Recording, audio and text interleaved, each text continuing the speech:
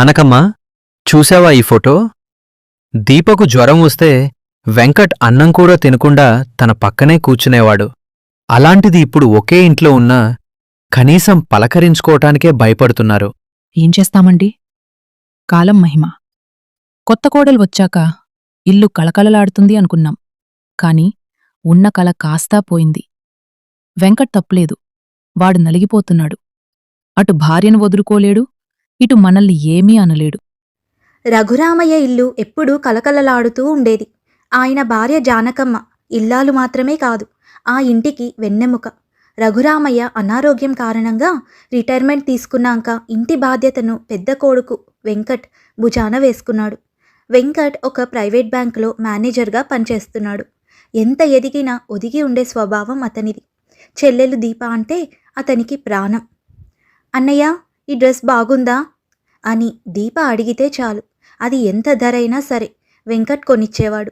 దీప కూడా అన్నయ్య కష్టాన్ని గుర్తించి అనవసరమైన ఖర్చులు చేసేది కాదు. డిగ్రీ పూర్తి చేసిన దీప ఇంట్లో అమ్మకు ఆసరాగా ఉంటూ నాన్న ఆరోగ్య విషయాలు చూసుకునేది. వెంకట్ అంటే ఆ వీధిలో అందరికీ ఒక నమ్మకం. తండ్రి రఘురామయ్యకు ఆరోగ్యం దెబ్బతిన్నప్పుడు వెంకట్ తన చదువు పూర్తవ్వగానే బ్యాంకులో ఉద్యోగం సంపాదించి ఇంటి బాధ్యతను భుజాన వేసుకున్నాడు. ఒకరోజు సాయంత్రం వెంకట్ ఆఫీస్ నుండి వస్తూ ఒక పెద్ద కవర్ పట్టుకొచ్చాడు. గేటు శబ్దం వినగానే దీప పరిగెత్తుకుంటూ వెళ్ళింది. అన్నయ్య, వచ్చేశావా? ఇవాళ లేట్ అయిందేంటి? నా కోసం ఏమైనా తెచ్చావా? ఇదిగో, నువ్వు మొన్న అడిగిన కొత్త కథల పుస్తకం, ఇంకా నీకిష్టమైన మిర్చి బజ్జీలు. అబ్బో, నా అన్నయ్య గ్రేట్. అమ్మ చూడు, అన్నయ్య నా కోసం ఏం తెచ్చాడు.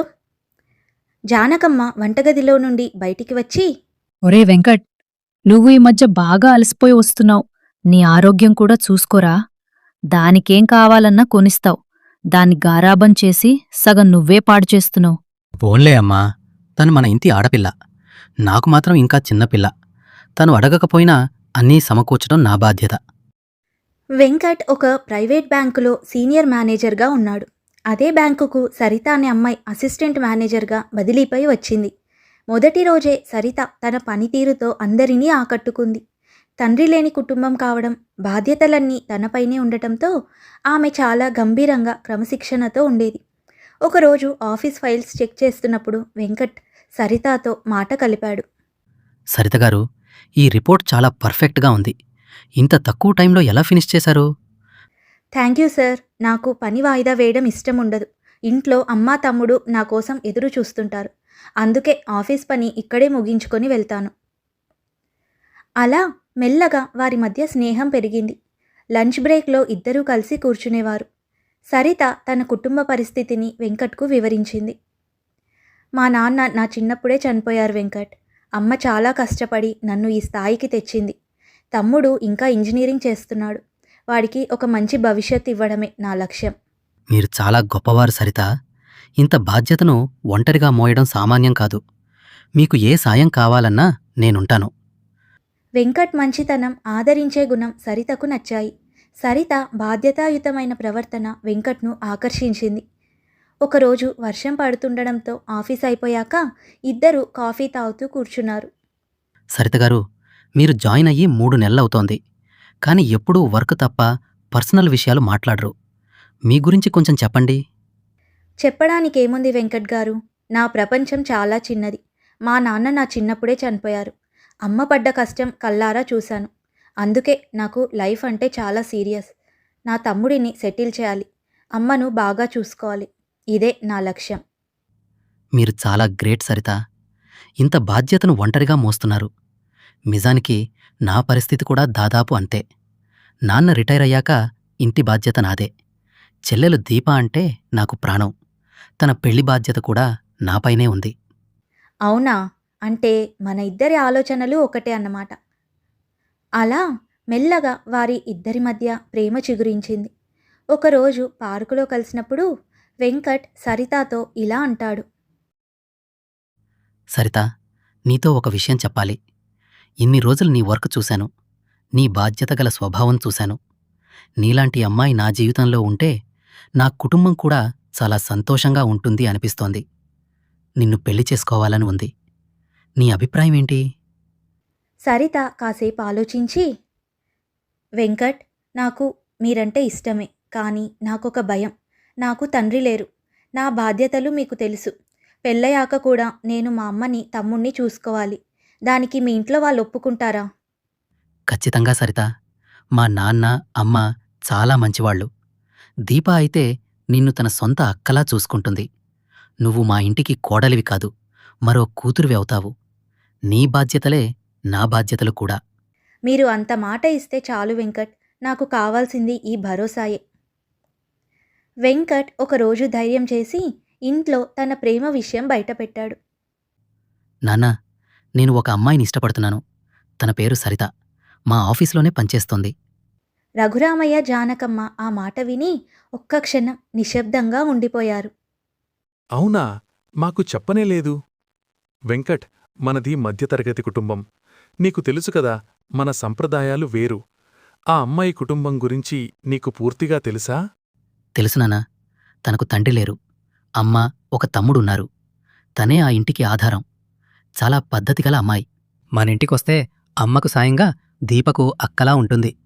మనింటికొస్తే మనందర్నీ కూడా మంచిగా చూసుకుంటుంది. మీరు వద్దంటే నేను తనని చేసుకోను. కాని మీరు ఒప్పుకుంటేనే నేను సంతోషంగా ఉంటాను. జానకమ్మ కొంచెం ఆలోచనలో పడింది. వెంకట్, వాళ్ళకి తండ్రి లేరన్నావు. అంటే రేపు పెళ్ళయ్యాక కూడా సరిత తన పుట్టింటి బాధ్యతలు చూసుకోవాల్సి ఉంటుంది కదా. మన ఇంటి పరిస్థితి కూడా నీకు తెలుసు. దీప పెళ్లి ఉంది. మీ నాన్న ఆరోగ్యం బాలేదు. సరిత ఇవన్నీ అర్థం చేసుకుంటుందా? తప్పకుండా అర్థం చేసుకుంటుందమ్మా. తను కూడా బాధ్యతలు తెలిసిన అమ్మాయి కదా. ప్లీజ్ అమ్మా, నన్ను నమ్మండి. ఏవండి, వాడు ఎప్పుడూ మనల్ని ఏదీ అడగలేదు. ఇంటికోసం ఎంతో కష్టపడుతున్నాడు. వాడికి నచ్చిన అమ్మాయితో పెళ్లి చేస్తేనే వాడు సంతోషంగా ఉంటాడు. సరిత బాధ్యతలు తెలిసిన అమ్మాయి అంటున్నాడు కదా. ఇక ఆలోచించాల్సిందే ఏముంటుంది? కొడుకు సంతోషం కంటే ఏది ఎక్కువ కాదు అని భావించిన రఘురామయ్య, సరేరా, ఒక మంచి రోజు చూసుకొని వాళ్ళింటికి వెళదాం. అన్ని విషయాలు మాట్లాడదాం అని అన్నాడు. ఒకరోజు సరిత, వెంకట్ ఫోన్లో ఇలా మాట్లాడుకున్నారు. వెంకట్, మీ చెల్లెలు దీపా గురించి చాలా చెప్పారు. తను నన్ను ఎలా రిసీవ్ చేసుకుంటుందో అని కొంచెం టెన్షన్గా ఉంది. అస్సలు టెన్షన్ పడకు సరిత. దీపకి ఒక అక్క లేదన్న వెలితి ఎప్పుడూ ఉండేది. తను నీకోసం ఆల్రెడీ గదిని డెకరేట్ చేస్తోంది. నీకు ఏమిష్టమో అడిగి మరీ వండి పెడతానంటోంది. అవునా? చాలా థ్యాంక్స్. నేను కూడా తనను నా సొంత చెల్లెలి కంటే ఎక్కువగా చూసుకుంటాను. ఇకపై మన ఇద్దరి సంపాదనతో మన కుటుంబాన్ని, అలాగే మా అమ్మ వాళ్ళను కూడా హ్యాపీగా ఉంచుదాము. అదే నా కోరిక కూడా సరిత. అందరం కలిసి ఒకే కుటుంబంలా ఉందాం. ఎవరికీ ఏ లోటు రాకుండా చూసుకుందాం. అలా 4 రోజులు గడిచాయి.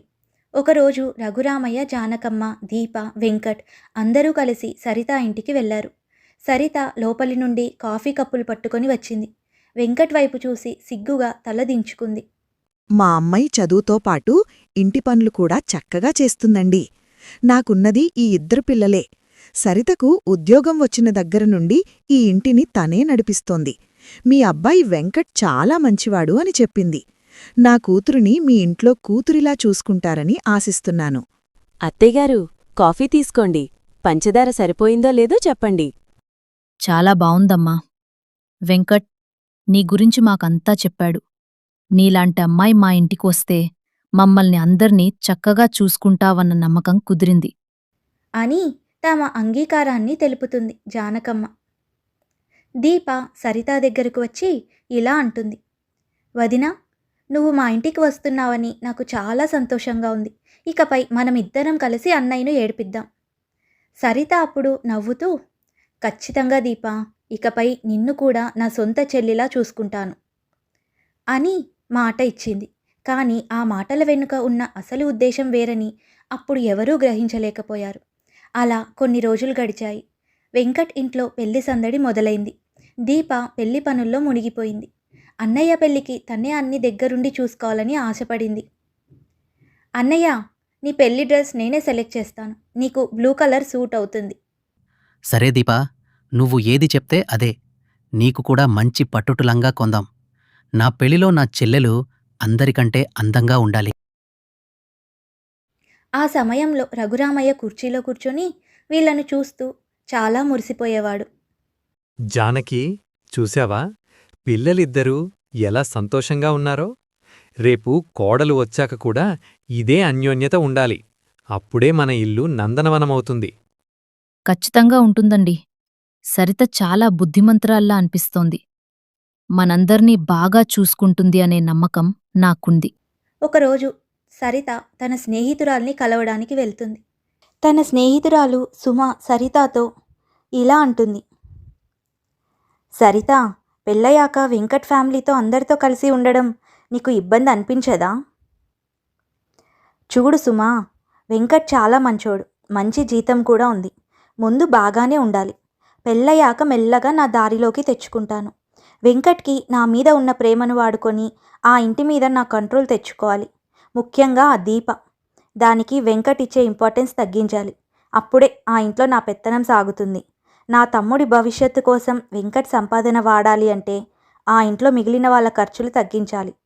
చూస్తూ ఉండు, పెళ్ళయ్యాక సీన్ మొత్తం మారుస్తాను. కానీ సరిత, వాళ్ళు చాలా మంచి వాళ్ళలా ఉన్నారు కదే. మంచితనం ఉండొచ్చే, కానీ అధికారం నా చేతుల్లోనే ఉండాలి. పెళ్ళి దాకా అందరితో బాగానే ఉంటాను. ఆ తర్వాత అస్సలు సినిమా చూపిస్తాను.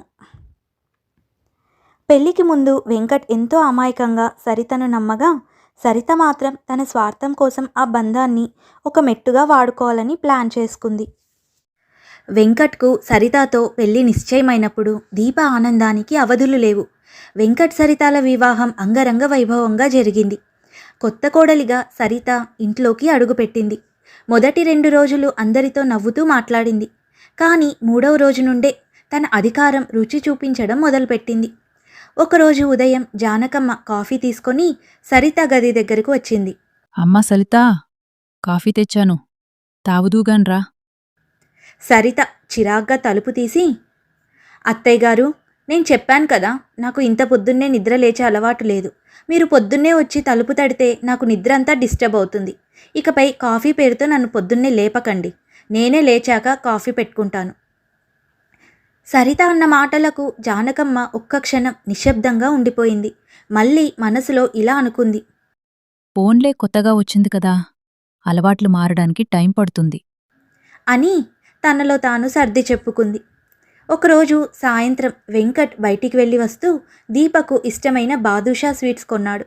సరిత ముఖం మార్చుకొని, ఏంటండి ఇది, రోజు తన కోసమేనా? నా కోసం ఒక్కరోజైనా నాకిష్టమైనవి కావాలానైనా అడిగారా అని నిలదీసింది. వెంకట్ ఆశ్చర్యపోయి, సరిత, తను చిన్నపిల్ల కదా అని తెచ్చాను. నీకేం కావాలో చెప్పు, రేపు పక్కాగా తెస్తాను అన్నాడు సర్ది చెబుతూ. చిన్నపిల్ల ఏంటండి, డిగ్రీ అయిపోయింది. ఈ ఇంట్లో నాకు కూడా ఒక స్థానం ఉంది, అది మర్చిపోకండి అని విసురుగా గదిలోకి వెళ్ళిపోయింది.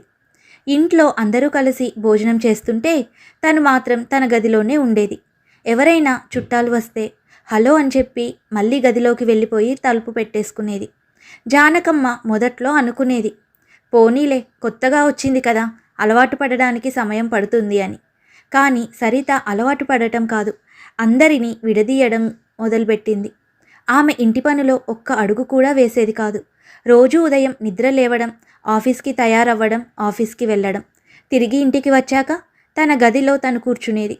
శని ఆదివారాలు వస్తే మా పుట్టింట్లో పని ఉంది అనో, ఫ్రెండ్స్తో షాపింగ్ ఉంది అనో చెప్పి వెళ్ళిపోయేది. పాపం జానకమ్మ దీప కలిసి వంట చేయటం, ఇంటిని శుభ్రం చేయటం అన్నీ చేసుకునేవారు. అలా కొన్ని రోజులు గడిచాయి. ఒక ఆదివారం వెంకట్ సరిత బజారుకు వెళ్లారు. అక్కడ ఒక షోరూంలో దీపాకు బాగుంటుందని ఒక ఖరీదైన పట్టుచీర చూశాడు వెంకట్. సరిత, చూడు, ఇది దీపకు బావుంటుంది కదా. దీపాకు పెళ్లి సంబంధాలు చూస్తున్నాం కదా, ఫోటోలకి బావుంటుంది కదా అని అన్నాడు. సరిత వెంటనే అడ్డుపడి, ఇప్పుడెందుకండి, ఏం అవసరం లేదు, మొన్ననే కదా ఒక డ్రెస్ కొన్నారు, ఇంత రేటు పెట్టి తనకు మళ్ళీ కొండం ఎందుకు? ఆ డబ్బులతో నాకు ఒక మంచి హ్యాండ్ బ్యాగ్ వస్తుంది, ఆఫీస్కి వెళ్ళడానికి కూడా నాకు ఉపయోగపడుతుంది అని తేల్చి చెప్పింది. వెంకట్ మారు మాట్లాడలేకపోయాడు. అదే సరిత తన తమ్ముడికో తన తల్లికో కొనాలంటే మాత్రం బ్రాండెడ్ వస్తువులే కావాలనేది. తన పుట్టింటికి వెళ్ళేటప్పుడు బ్యాగుల నిండా వస్తువులు తీసుకెళ్లేది. ఇదంతా గమనిస్తున్న జానకమ్మ మనసులోనే కుమిలిపోయేది. కొడుకుని ఏమన్నా అంటే ఎక్కడ సంసారం పాడవుతుందో అన్న భయం ఆమెది. క్రమంగా ఇంట్లో మనుషుల మధ్య సంభాషణలు తగ్గిపోయాయి. వెంకట్ కూడా సరిత పోరుపడలేక దీపాతో మాట్లాడటం తగ్గించేశాడు. ఒకప్పుడు అన్నయ్య రాగానే ఎదురెళ్ళి కబుర్లు చెప్పే దీప ఇప్పుడు అన్నయ్య కనిపిస్తే చాలు గదిలోకి వెళ్ళిపోవడం మొదలుపెట్టింది. ఇదిలా ఉండగా ఇంట్లో సరిత ఒక కొత్త నియమం పెట్టింది. వీకెండ్ వచ్చిందంటే బయటికి వెళ్ళాలి. మీ అమ్మా నాన్నలు చెల్లి వస్తానంటే వాళ్ళకు విడిగా కార్ బుక్ చేయండి, మనం మాత్రం విడిగా వెళ్దాం, నాకు ప్రైవసీ కావాలి అని అనేది. వెంకట్ గత్యంతరం లేక భార్య మాట వినేవాడు. జానకమ్మ రఘురామయ్యలు మేము రాములే నాయనా, మీరే వెళ్ళిరండి అని కన్నీళ్లు దాచుకొని పంపేవారు. అలా సంవత్సరం గడిచింది. వెంకట్ సరితాల పెళ్లిరోజు వచ్చింది. జానకమ్మ సరితాతో ఇలా అంటుంది. సరితా, ఇవాళ మీ పెళ్లిరోజు కదా, తలంటు పోసుకుని ఈ కొత్త చీర కట్టుకోమా. నేను దీపా కలిసి అరిసెలు వండాము, వచ్చి తిందురుగాని. సరిత చిరాగ్గా ఇలా అంటుంది. చూడండి అత్తయ్య గారు, ఆ నూనె వాసనలు నాకు అస్సలు పడదు. నా గది అంతా అదే వాసన వస్తుంది. ఈ పాత పద్ధతులు అరిసెలు నాకు నచ్చవు. వెంకట్ని అడిగాను మధ్యాహ్నం ఏదైనా మంచి హోటల్కి వెళ్ళి తిందామని. సరే అన్నాడు. వదినా, అన్నయ్యకి అమ్మ చేసిన అరిసెలంటే ఇష్టం కదా, నువ్వు కూడా ఒక్క ముక్క తింటే అమ్మ సంతోషిస్తుంది. సరిత దీప వైపు కోపంగా చూస్తూ, నీ సలహాలు ఎవరు అడిగారు దీపా? నీ అన్నయ్యకి ఏమిష్టమో నాకు బాగా తెలుసు. ఆయనకి నా ఇష్టమే తన ఇష్టం కూడా. నువ్వు వెళ్ళి నీ పనులు చూసుకో, అనవసరంగా మా విషయాల్లో తలదూర్చకు అని అంటుండగా అంతలో వెంకట్ అక్కడికి వచ్చాడు. వెంకట్ అక్కడికి రావడం చూసి సరిత వెంటనే ప్లేట్ మార్చేసింది. చూసారా అండి, మీ అమ్మ నన్ను ఎన్ని మాటలు అంటుందో. నేను మన పెళ్లి రోజు కూడా ఏదో ఒక గొడవ చేస్తున్నానని నా మీద నిందలు వేస్తోంది. నాకు ఈ ఇంట్లో అస్సలు గౌరవం అనేదే లేదు. వెంకట్ నిస్సహాయంగా, అమ్మా, ఎందుకు తనని ఏదో ఒకటి అంటావు? తనకి నచ్చినట్టు ఉండనివ్వు అని అనడంతో జానకమ్మ కళ్ళు చెమర్చాయి. ఒక్క మాట కూడా మాట్లాడకుండా వంటగదిలోకి వెళ్ళిపోయింది. నిట్టూరుస్తూ దేవుడి పట్టం ముందు కూర్చుంది. ఒకరోజు ఆదివారం ఉదయం జానకమ్మ ఇల్లు తుడుస్తోంది. సరిత సోఫాలో కూర్చొని ఫోన్ చూసుకుంటుంది. అమ్మా సరితా, కొంచెం మేడమీదికి వెళ్ళి ఆ బట్టలు ఆరేస్తావా? నాకు మోకాళ్ళు నొప్పిగా ఉంది. అత్తయ్య గారు, నేను ఇంటికి పని మనిషిగా రాలేదండి. నా పని నేను చూసుకుంటున్నాను. మీకు కష్టమైతే పని మనిషిని పెట్టమని మీ అబ్బాయికి చెప్పండి అని అత్తపై విసురుకుంటుంది సరిత. అంతలో వెంకట్ బయటికి వచ్చాడు. ఏమైంది సరిత? ఎందుకంత గట్టిగా మాట్లాడుతున్నావు? నువ్వు ఇందాక అమ్మనన్న మాటలు విన్నాను. ఆవిడికి ఒంట్లో బాలేదు కదా, ఇంటి పనుల్లో కొంచెం ఆసరాగా ఉండలేవా? నేను ఆసరాగా ఉండడానికి ఇక్కడికి వచ్చింది. మీ అమ్మ చెల్లి కలిసి నన్ను పని మనిషిని చేయాలని చూస్తున్నారు. నేను రాగానే వాళ్ళు హాయిగా కూర్చుంటారు.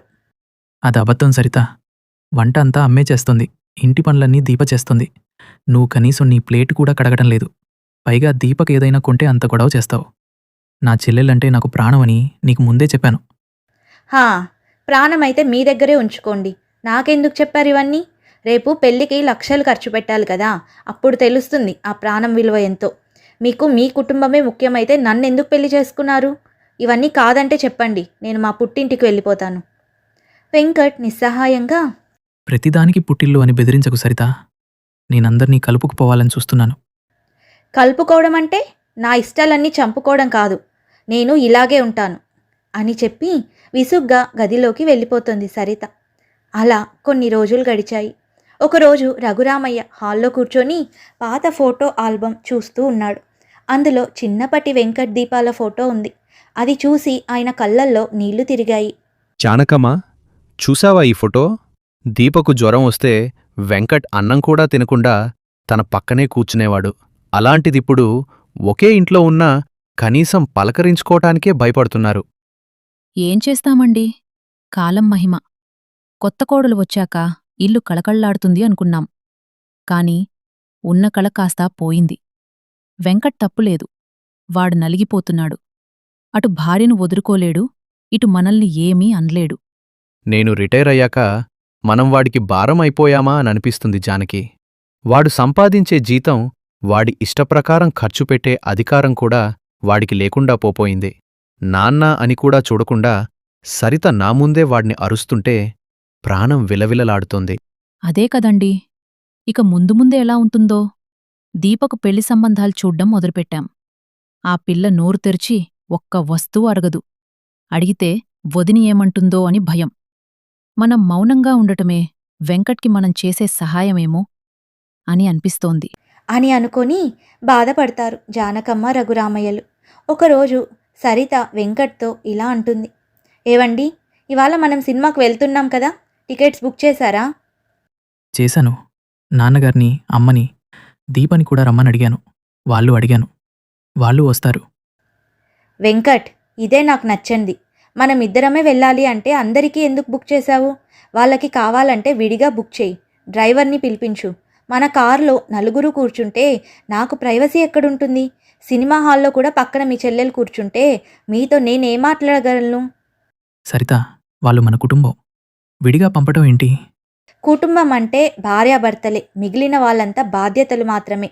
మీరే డిసైడ్ చేసుకోండి, నేను రావాలా లేక వాళ్ళు రావాలా అని అనడంతో వెంకట్ తలదించుకున్నాడు.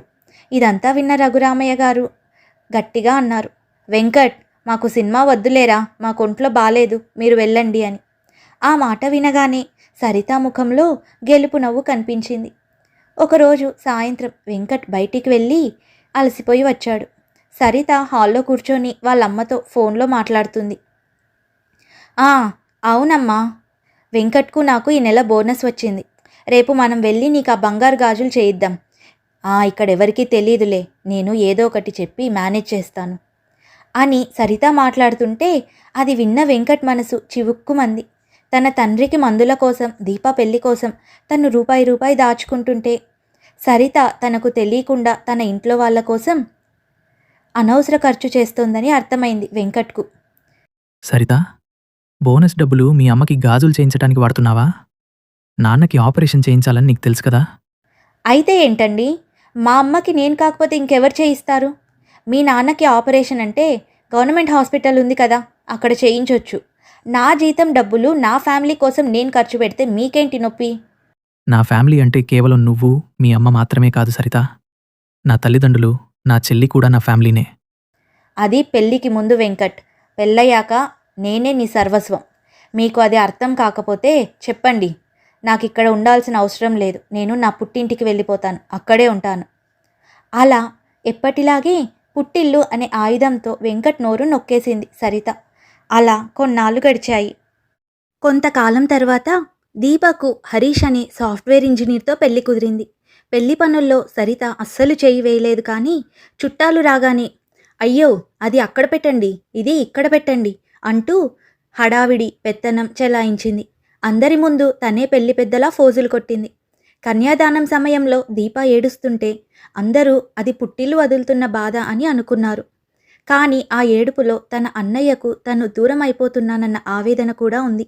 ఆ పెళ్లి ఖర్చుల విషయంలో కూడా సరిత ఎన్నో గొడవలు చేసింది. దీప అత్తగారింటికి వెళ్లే ముందు అన్నయ్య దగ్గరకు వెళ్ళింది. వెళ్తున్నా అన్నయ్య. వెంకట్ ఆమె కళ్ళల్లోకి చూడలేకపోయాడు.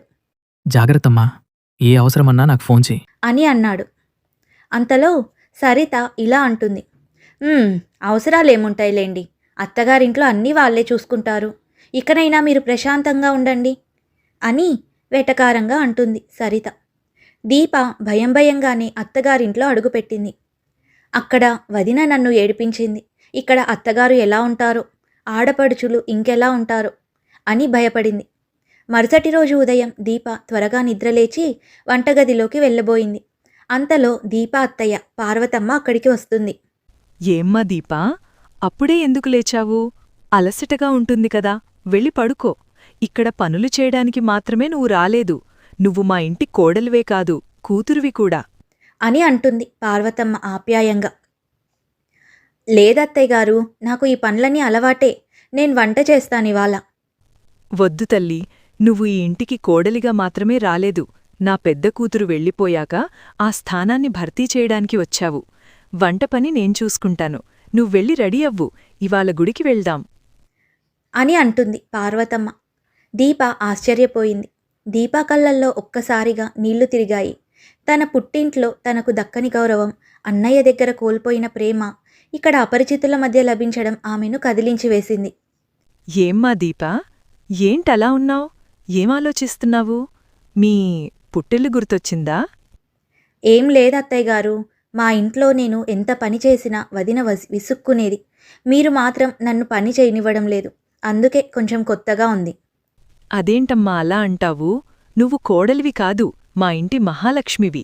శృతి ఎలాగో నువ్వు మాకు అలాగే. నీకు ఏది కావాలన్నా మొహమాట పడకుండా అడుగు. నీ వదిన అలా ప్రవర్తించిందంటే అది తన తప్పు, నీది కాదు. నిజంగా అత్తయ్యగారు, నాకు ఇలాంటి కుటుంబం దొరుకుతుందని ఊహించలేదు. అన్నయ్య దగ్గర కోల్పోయిన ప్రేమ ఇక్కడ మళ్ళీ మీ అందరి దగ్గర దొరుకుతుంది అని దీప అంటూ ఉండగా అంతలో దీప ఆడపడుచు శృతి అక్కడికి వస్తుంది. అమ్మా, వదినా, మీ అత్త కోడళ్ళ సెంటిమెంట్ కాసేపు ఆపండి. వదినా, ఒక 2 డేస్ బాగా రెస్ట్ తీసుకోండి. వీకెండ్లో మనం షాపింగ్కి వెళ్దాం. మీకు ఏమేం కావాలో అన్నీ కొనుక్కుందాం. అన్నయ్య క్రెడిట్ కార్డ్ నా దగ్గరే ఉంది. అన్నయ్య ఆల్రెడీ పర్మిషన్ కూడా ఇచ్చేశాడు అని అంటుంది శృతి. శృతి, నాకు ఇవన్నీ అలవాట్లేదు. నీకు ఇబ్బంది ఏమీ లేదా నాతో రావటం? ఇబ్బంది ఏంటి వదినా? నువ్వు వస్తే మాకు కూడా బాగుంటుంది. మా వదిన చాలా గ్రేట్ అని నేను మా ఫ్రెండ్స్ అందరికి కూడా చెప్తాను. నువ్వు మాతో కలిసి ఉంటేనే మాకు సంతోషం. థ్యాంక్ యూ శృతి, నా మనసులో ఉన్న భయాలన్నీ పోగొట్టావు అని అనుకుంటుంది దీప. అప్పుడు దీపాకు అర్థమైంది, ఒకరికి ఇచ్చే గౌరవం, ప్రేమ మనల్ని తక్కువ చేయవని, అది మన సంస్కారాన్ని పెంచుతుందని. తన అన్నయ్య ఇంట్లో ప్రైవసీ అనే గోడల మధ్య బంధించబడిన ప్రేమ ఇక్కడ అన్యోన్యత అనే ఆకాశంలో స్వేచ్ఛగా విహరిస్తుంది. అలా 1 నెల రోజులు గడిచాయి. ఒకరోజు హరీష్ దీపాతో ఇలా అంటాడు. దీపా, ఇవాళ నా జీతం పడింది. ఇదిగో ఈ 10,000 నీ దగ్గర ఉంచుకో. నీకేవైనా చిన్న చిన్న అవసరాలు పడుతుంటాయి కదా. నాకేం అవసరాలుంటాయండి? నేనేం అడగలేదు కదా. అంతలో పార్వతమ్మ అక్కడికి వస్తుంది. అడగాల్సిన అవసరమేముందమ్మా? నీ చేతిలో డబ్బులుంటేనే ఇంటికి శుభం. నీకు ఏదైనా కొనాలనిపిస్తే ఎవ్వర్నీ అడగక్కర్లేదు, వెళ్ళి కొనుక్కో. కావాలంటే శృతిని కూడా తీసుకెళ్ళు. వీళ్ళ మాటలు వింటున్న శృతి అక్కడికి వస్తుంది. అవును వదినా, మొన్న నువ్వు ఆ షాపులో ఒక నల్లపూసల గొలుసు చూసావు కదా, నాకు గుర్తుంది. పద, ఇవాళ అది కొనేద్దాం. అన్నయ్య దగ్గర డబ్బులు లాగడంలో నేను ఎక్స్పర్ట్ అని అంటుంది శృతి. దీప కళ్ళల్లో ఆనంద బాష్పాలు రాలాయి. ఆమెకు తన వదిన సరిత అన్న మాటలు గుర్తొచ్చాయి. నీ అన్నయ్య సంపాదనలో నీకు ఎలాంటి వాటా ఉండదు అని అన్న మాటలు. కానీ ఇక్కడ పరాయి ఇంటి మనుషులు తనని ఎంతగా గౌరవిస్తున్నారో చూసి ఆమె మనసు నిండిపోయింది. దీప ఇప్పుడు చాలా సంతోషంగా ఉంది. ఆమెకు ఒక విషయం అర్థమైంది. రక్తం పంచుక పుట్టినంత మాత్రాన అందరూ మనవాళ్ళు కారు. మన మనసును అర్థం చేసుకునేవారే నిజమైన బంధువులు. అటువైపు వెంకట్ ఇంట్లో సరిత తన అధికారాన్ని చెలాయిస్తూనే ఉంది. కానీ ఆ ఇంట్లో ఒకప్పటి ఆత్మీయత మచ్చుకైనా కనిపించడం లేదు. ప్రేమ ఉన్న చోట స్వర్గం ఉంటుంది. స్వార్థం ఉన్న చోట కేవలం గోడలు మాత్రమే ఉంటాయి. ఇది ఇవాల్టి కథ. ఈ కథ మీకు నచ్చిందా? నచ్చినట్టయితే తప్పకుండా లైక్ చేయండి, షేర్ చేయండి. అలాగే ఇలాంటి మరిన్ని మంచి మంచి కథలను వినడానికి మన ఛానల్ని తప్పకుండా సబ్స్క్రైబ్ చేసుకోండి. మరొక మంచి కథతో మళ్ళీ కలుసుకుందాం.